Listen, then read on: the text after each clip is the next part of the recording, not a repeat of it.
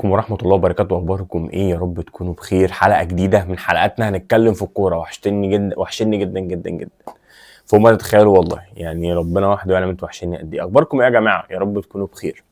حلقة جديدة من حلقات هنتكلم في الكورة. النهارده هنتكلم عن اللي حصل في الدوري مؤخرا، وهنتكلم عن الزمالك، هنتكلم عن الأهلي، هنتكلم عن بطولة السوبر المصري اللي هتتلعب يوم الخميس إن شاء الله. بس قبل ما نتكلم في كده ما تنساش تنزل تصلي على النبي في الكومنتات. انزل اعمل اشتراك، اعمل لايك، اعمل شير للفيديو ده عشان يوصل لكل حبايبك وكل اصحابك. ويلا بينا هنتكلم على اللي حصل في الدوري مؤخرا، وايه المشاكل اللي احنا اتكلمنا عنها في اول الموسم وبتتعمل دلوقتي. واللي منكم اهلاويه، اللي منكم في ناس اهلاويه طلعت اتكلمت: يا عم انت بتقول ايه؟ ده الاهلي ده لا ياخد مننا بونت. لكن يا جماعه الخير هي ما بتتحسبش كده. مش بتتحسب بالاسامي، مش بتتحسب بمين معاه سكواد اقوى او. طيب انا ليه بقول كده؟ لان انا وانت وكل اي حد بيتابع كوره بشكل عام في الفتره الاخيره شايف ان الاهلي عنده مشكله، ومشكله كبيره جدا. يعني ده مفيش نقاش على حاجه زي كده. وهكلمك في اسباب رحيل فريرا، وهكلمك مين اللي كان عاوز يخلي فريرا يكمل ومين ما كانش عايزه يكمل. بس زي ما قلت لك الاول، انزل صلي على النبي في الكومنتات، اعمل اشتراك ولايك. طيب تعال نتكلم كده عن الاهلي. اولا الاهلي من اول الموسم وقبل الموسم ما يبدا، وكنا في البري سيزون، وقلت لك يا صاحبي يا اهلاوي، الاهلي عنده مشكله كبيره جدا. الاهلي مشكلته مش في مدير فني، الاهلي مشكلته في لعيبه. اللعيبه عندها مشكله كبيره جدا. اللعيبه من الاخر كده من نفسنا، اللعيبه مش سالكه لبعض. اللعيبه محدش عاوز يلعب للمنظومه، كله عاوز يلعب لوحده. طيب الاهلي لحد دلوقتي مضيع نقط كتير جدا في بطوله الدوري، وكلها نقط سهله. يعني لو في لعيبه ما كانتش موجوده كنت هتلاقي ان النقط دي سهله والاهلي بيجيبها بسهوله جدا. ولكن ده بسبب ايه؟ بسبب ان في بعض اللعيبه شايفه ان هم لا انا مش هعمل ده، او لا والله انا مش مطلوب مني الدور ده، او سيبك من اللي بيتعمل في الملعب والتشجيع وبتاع والجرينتا والكلام ده كله. اللي لاعب كوره فاهم ان دي اونطه اصلا. تمام. طيب انا ليه بتكلم عن الاهلي وليه بقول ان الاهلي عنده مشاكل؟ ولسه بالمناسبه مشاكل الاهلي ما اتحلتش، ومشاكل الاهلي مش مشاكل ماديه خالص، بل بالعكس الاهلي اكتر نادي اصلا بيدي فلوس. بس مشاكل الاهلي مشاكل داخل الفريق، مشاكل داخل اللعيبه. وعمر المشاكل دي ما تتحل على فكره، الا لو في بعض العناصر مشيت من النادي الاهلي. تمام. طيب ده بالنسبه للاهلي. والاهلي تعادل الماتش مع المصري وزيزو ضيع ضربه. هو عملها معاك؟ هو زيزو عملها معاك؟ يعني والله يعني مش عارف اقول ده نحس ولا ايه، بس يعني يلا.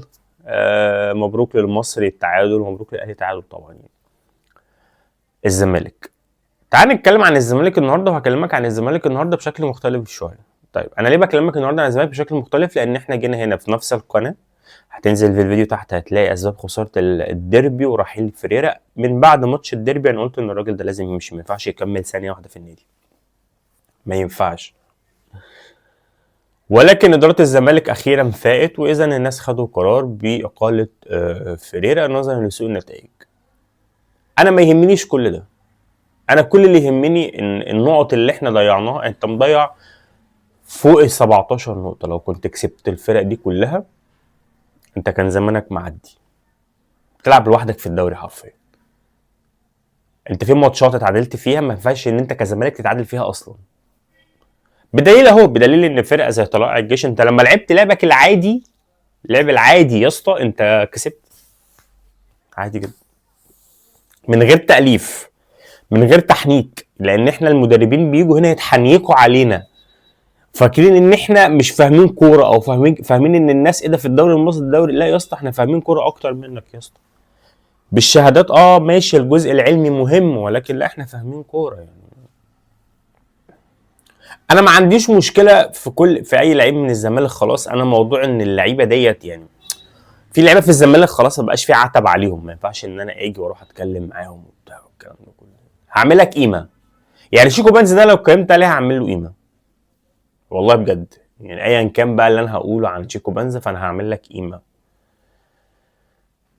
في لعيبه في الزمالك ما ينفعش. حسام عبد المجيد مثلا، يا كابتن حسام روح الاهلي. تاني مره بقولها لحضرتك اهو. اعتقد بعد كده انا هاجي اخدك من بيتك واوديك الاهلي. روح الاهلي بجد. ليه؟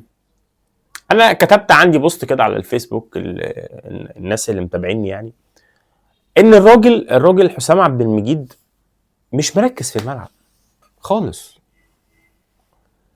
قراراته كلها غلط، حتى الحاجه اللي كان بيتميز فيها ما بقاش بيعرف يعملها. يعني الكور العرضيه، او ان الراجل بيطلع ياخد كوره من المهاجم بدماغه، ما بقاش يعرف يعملها اصلا.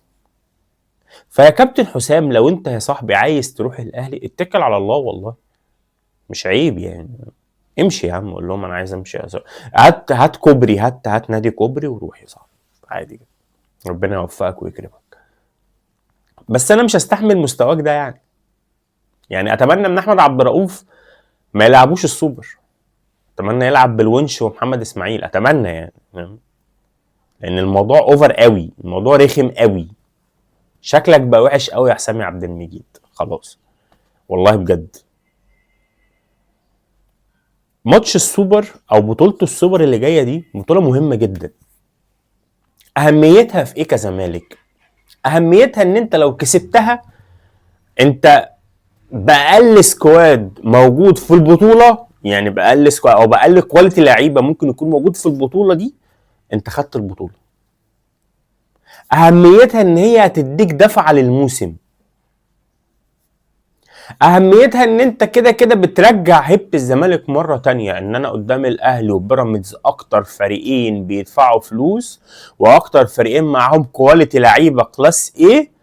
انا يا باشا انا داخل بلعيبة، شوية لعيبة كسر، انا خدت منك البطولة.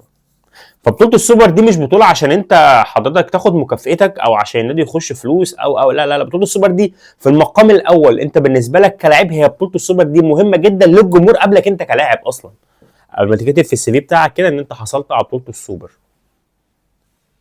مهمة عشان ارجع واديك الدفعة انا كجمهور ان انت تكمل الموسم وتنافس على الدوري، وعندك كونفدرالية وهيبقى عندك كاس مصر. اهميتها ان انت معاك مدير فني، لو قدرت ان انت تكسب البطوله دي ممكن يكمل معاك مشروع مدير فني كويس تكسبه سنتين ثلاثه مع بعض. اهميتها ان انت كلاعب تحسن صورتك قدامي انا كمشجع، انت كلاعب تحسن صورتك قدامي انا كمشجع. انا كمشجع بقيت بقرف انده عليك، بقيت بقرف ابص لك في الملعب، جبت جون كويس ما جبتش جون يلا، ما انت كده كده اصلا بايظ. اهميتها ان الجمهور ده اللي مستحملكم مستحمل قرفكم لازم تفرحوا، لازم، دي ما فيهاش نقاش. بطوله السوبر دي اعتبرها اخر بطوله في حياتك، اعتبر ان البطوله دي انت بعد كده مفيش بطولات هتتلعب تاني في مصر، اعتبر ان ده ماتش اعتزال، ماتش اخر ماتش في حياتك، اعتبر اي اعتبار انت كلاعب، بس لازم تبقى داخل البطوله دي وانت عامل حسابك ان انت لازم تكسب البطوله دي، لان البطوله دي هي اللي هترجعك تاني على الطريق. البطوله دي انت لو كسبتها هترجع تلعب الكونفدراليه، وعندك ماتشات في الكونفدراليه في المجموعه بتاعه الكونفدراليه، هترجع تنافس تاني على الدوري. هتقول للناس، الناس اللي بتقول لك ان بيراميدز خد مكان الزمالك، لا يا حبيب قلبي ارجع كده خطوه لورا، انا الزمالك، انتوا مين يا شويه جرابيع؟ انتوا لازم تكسبوا البطوله دي باي شكل، باي شكل، عشان نفسكم، عشان شكلكم قدامنا احنا كمشجعين نحترمكم شويه. بس من الاخر ده ملخص بطوله السوبر. شكرا جدا ليك، متنساش تعمل شير ولايك وسبسكرايب، وان شاء الله هنطلع بكره هنتكلم عن التشكيل اللي هيتلعب بيه ماتش بيراميدز.